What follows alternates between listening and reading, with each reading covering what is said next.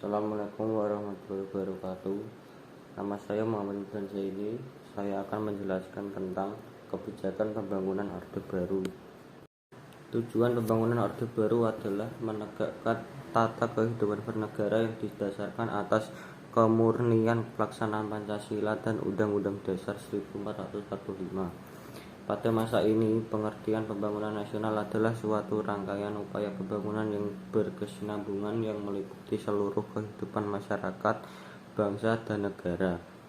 Dalam usaha mewujudkan tujuan nasional, maka Majelis Pemusyawaratan Rakyat sejak tahun 1973 sampai 1978, 1983 sampai 1988 sampai 1993 menetapkan garis-garis besar haluan negara.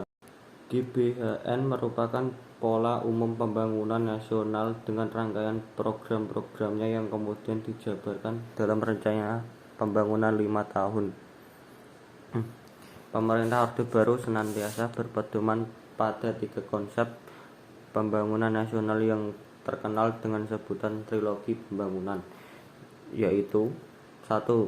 Pemerataan pembangunan dan hasil-hasilnya yang menuju pada terciptanya kejadian sosial bagi seluruh rakyat. 2. Pertumbuhan ekonomi yang cukup tinggi. Dan 3. Stabilitas nasional yang sehat dan dinamis. 1. Pertanian. Sepanjang 1970-an hingga 1980-an dilakukan investasi besar-besaran untuk infrastruktur pembangunan 5 tahun. Swasembada pangan merupakan fokus tersendiri dalam rencana pembangunan yang dibuat oleh Soeharto.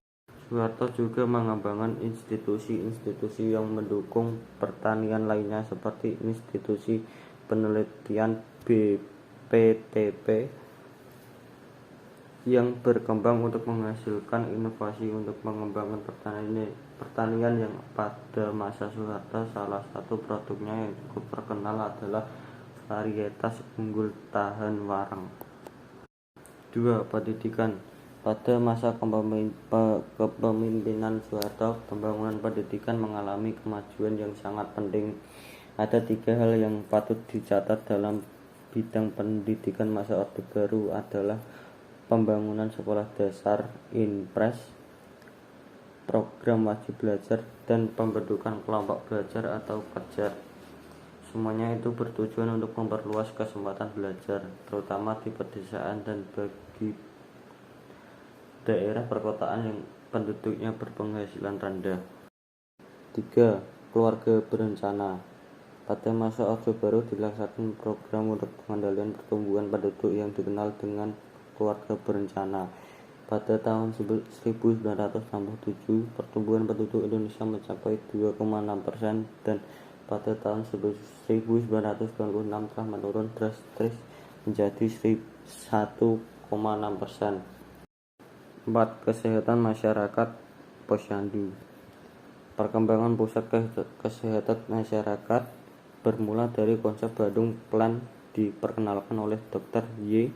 Leimena dan Dr. Patah pada tahun 1951. Konsep Bandung Plan terus dikembangkan tahun 1967 diadakan seminar konsep puskesmas. Pada tahun 1968 konsep puskesmas ditetapkan dalam rapat kerja kesehatan nasional dengan disepakatinya bentuk puskesmas yaitu tipe A, B, dan C. Perkembangan puskesmas menampakkan hasilnya pada Orde Baru.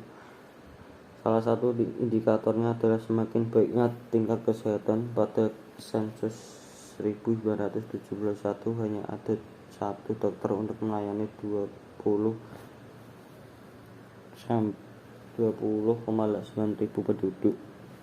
Sensus 1980 menunjukkan bahwa salah satu tenaga dokter untuk melayani 11,4 ribu penduduk.